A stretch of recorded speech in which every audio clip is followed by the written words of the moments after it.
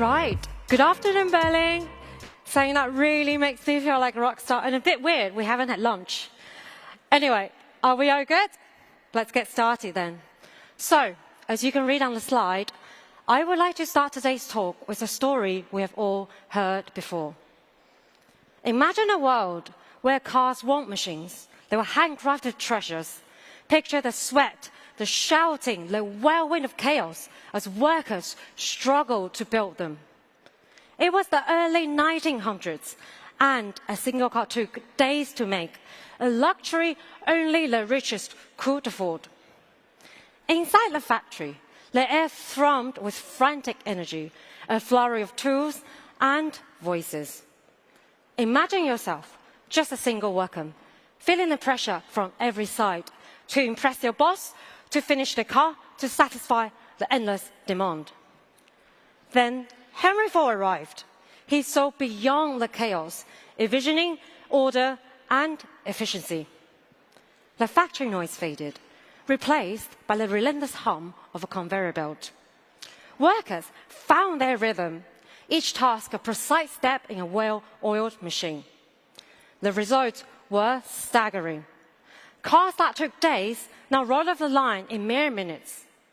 Ford's assembly line revolutionized not just car manufacturing, but the world as we know it. But, hang on, why am I here reciting you a history lesson? Isn't today's talk about green software, specifically GreenOps? So, let's reset. Rather than a chaotic car factory floor, let's fast forward a century.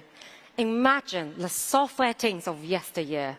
Much like car factory workers before Ford, developers wrestled with code as each line was a piece of unyielding steel. Operations team fought fires in production, a whirlwind of manual fixes to keep systems barely afloat. The dream of seamless software delivery felt hopelessly distant. Then came the birth of DevOps, a rallying cry against chaos. Just as Ford's assembly line brought structure to manufacturing, DevOps forged powerful pipelines, shattering the divide between development and operations. Ford's revolution has made cars attainable for the masses. DevOps made robust, rapidly iterating software a reality. But what about the environmental impact? Why should we care that the way we build software can have unintended consequences? How can the overstretched engineering teams integrate sustainability into their workflow? This is where GreenOps offers a solution. Think of it as the green evolution of DevOps, prioritizing sustainability. Remember, the assembly line wasn't the final step for car manufacturing. It was a breakthrough. Similarly, DevOps has transformed how we build software. But how do we make that process eco-friendly? Before we begin today's fun and dissect GreenOps, let me quickly introduce myself again. So, hello everyone again. My name is Sarah Su. I am a SRE looking after a platform in Google Cloud. I'm also one of the co-authors of a recently published O'Reilly book called Building Green Software, which is really exciting. Anyway, more on the book later.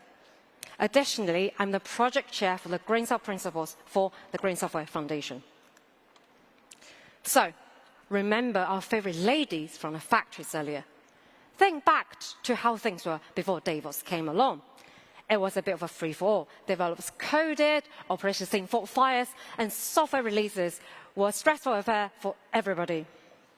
DevOps made a huge difference. Over time, things got smoother, faster, and more efficient.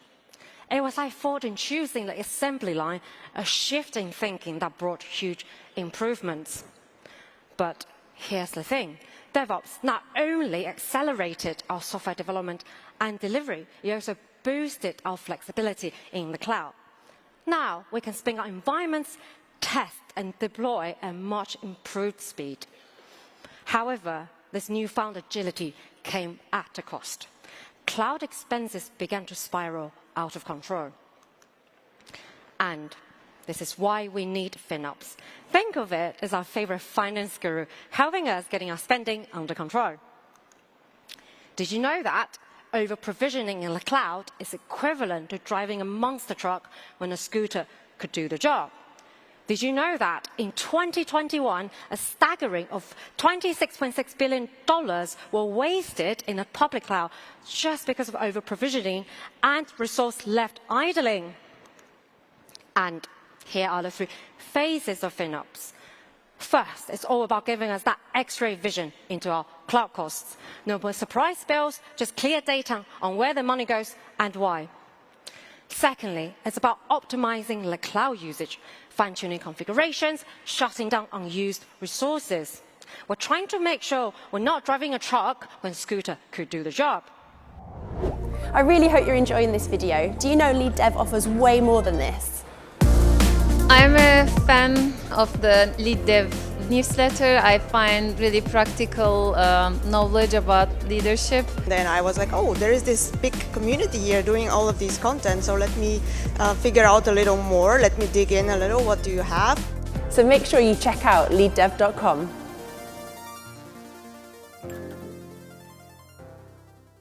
Lastly, FinOps creates a culture of cost awareness. We need everyone to start thinking about the finance side of things, reminding us that amazing software doesn't have to break the bank. But the world of technology moves fast, doesn't it? Imagine this. Our favorite factory lady just came out with a new motorbike design. Now, the narrative shifts. It's not just about streamlining our existing production line. We also have a whole new product to consider. We see this in software all the time. Leadership announced a new major focus, and everyone scrambled, shifting focus. But you know what? Consider the urgency of climate crisis. Having a leadership shout green is probably not so bad after all. Now, it's no longer about doing what we know well. We also need to figure out how to build new features and services while minimizing their environmental impact. And again, how do we achieve this without overwhelming our already overworked engineers? How do we ensure lessons learned from previous software giants don't go to waste? Cue GreenOps. So, what is GreenOps? I would encourage you to try Googling GreenOps and check out the images. I promise you'll be pleasantly surprised.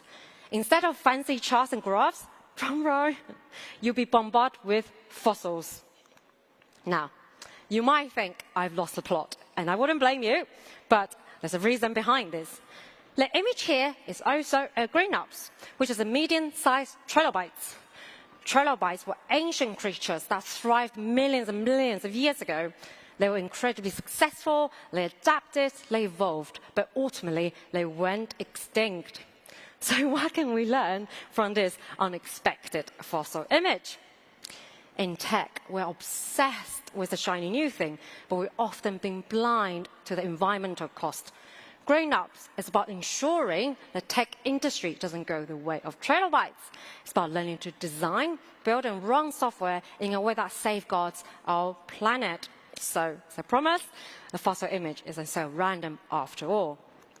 So, essentially, GreenOps is green DevOps. It's about injecting environmental responsibility into the very heart of how we build software. And if you ask me, I would say FinOps and GreenOps are like sisters from another mother. GreenOps, similar to FinOps, is about being proactive.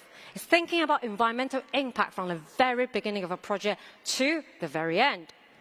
Secondly, it's all about balance. Being eco-conscious shouldn't ruin your business. And lastly, GreenOps works hand in hand with FinOps.